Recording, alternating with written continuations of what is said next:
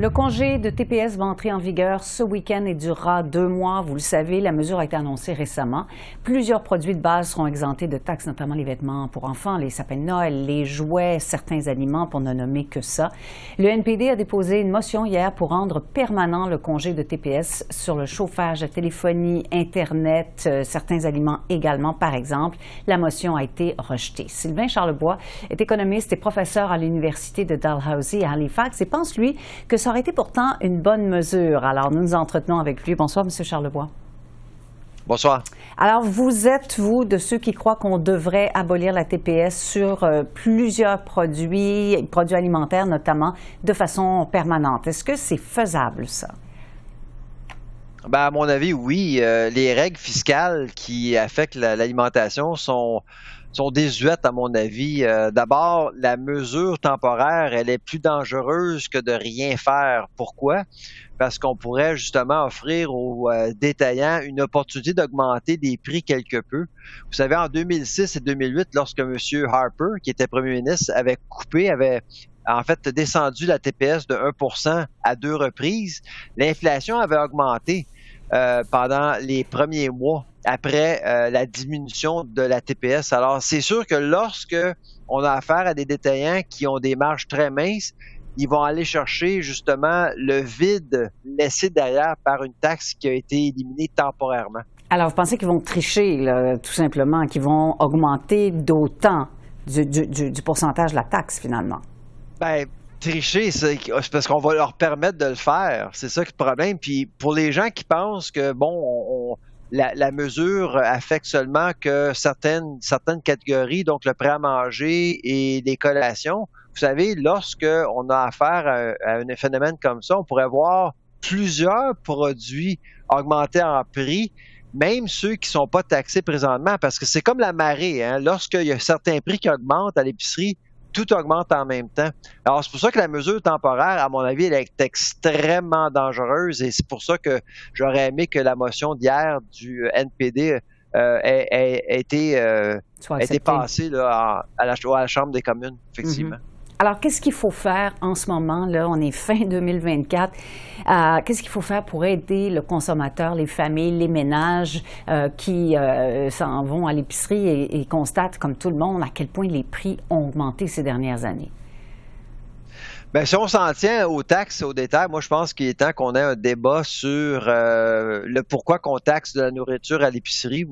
On taxe actuellement 4600 produits au détail et en plus, ce nombre-là augmente à chaque année en raison de la réduflation. Mm-hmm. Il y a plusieurs produits qui sont pas taxables, qui sont réduits à un point tel qu'ils deviennent une collation, donc taxables selon les normes de l'Agence canadienne du revenu. Alors, c'est pour ça que moi, je pense qu'on devrait avoir un débat là-dessus. Et en attendant, moi, je pense qu'il serait plus prudent à faire, c'est d'offrir plus d'argent à ceux qui reçoivent un rabais pour la TPS de façon régulière. Ça aurait été une meilleure mesure au lieu de jouer avec les lois du marché et justement peut-être d'inviter certains détaillants à augmenter les prix de façon temporaire. Bon, d'ailleurs, ça ne va pas s'améliorer parce que vous avez dit récemment que le prix du panier d'épicerie allait augmenter de beaucoup en 2025, en moyenne évidemment, jusqu'à 800 $ à peu près. C'est énorme. Comment ça s'explique? Oui. Ben c'est ça, c'est 3 à 5 %. Donc, pour une famille de 4, c'est 800 $ de plus pour l'année prochaine. Essentiellement, les deux catégories qui nous inquiètent sont les viandes et les légumes, entre autres. Alors, tout ça fait en sorte que on va justement pénaliser les familles. Et puis, encore une fois, avec la mesure qui est liée à la TPS, je suis pas certain qu'on va aider les familles. D'ailleurs, évidemment, on va probablement encourager les familles à sortir au restaurant parce que les rabais sont plus importants au restaurant pendant les 2 prochains mois. Mais il y a beaucoup de gens qui n'ont même pas les moyens de sortir. Il faut de l'argent pour avoir les moyens d'aller au restaurant. Alors, la mesure, vraiment, elle est régressive et va peut-être probablement aider les familles qui sont mieux fortunées, pas ceux qui sont moins fortunés. Mm-hmm. Vous vous attendez à quoi demain sur l'annonce du taux directeur? On s'attend à une diminution du taux directeur, ce qui va probablement... Ben, à court terme, c'est sûr que les gens qui ont une hypothèque, ça va les aider financièrement parce que les gens arrivent à l'épicerie avec moins d'argent, mais le problème, c'est la faiblesse du dollar.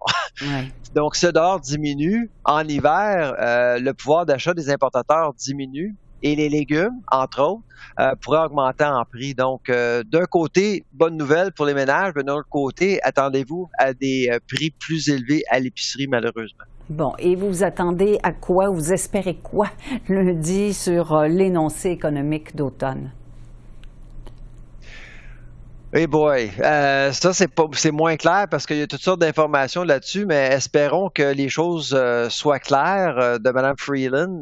Malheureusement, on s'attend à un gros déficit, ce qui pourrait justement encore affecter la valeur du dollar. Mais en gros, en présentement, on voit un gouvernement, et je dois ajouter qu'il y a plusieurs gouvernements provinciaux qui font la même chose, c'est qu'on injecte de l'argent dans l'économie qui peut justement pousser l'inflation à la hausse. Donc, il va falloir peut-être faire attention à l'avenir pour ne pas mettre de l'huile sur le feu, comme on le fait actuellement à Ottawa et dans les provinces canadiennes. Et qu'est-ce que vous conseillez aux ménages qui commencent à avoir drôlement de la difficulté à joindre les deux bouts en ce moment? Ben pour 2025, je pense que les salaires on commence à voir les salaires augmenter, ce qui va aider, mais surtout, pour aller dans le concret des choses, moi, je pense qu'il y a quand même un potentiel important à exploiter au niveau des programmes de loyauté. Mhm. On le voit dans nos données, il y a beaucoup de gens qui n'utilisent pas les programmes et là, actuellement, les consommateurs magasinent partout, ne sont pas loyaux. Alors, regardez en profondeur les programmes de loyauté, de fidélisation offerts par les bannières. Vous allez être surpris, vous pouvez quand même épargner énormément d'argent en l'utilisant plus souvent. Parfait. Alors, merci beaucoup d'avoir répondu à nos questions, M. Charlebois. Merci bien. Au revoir.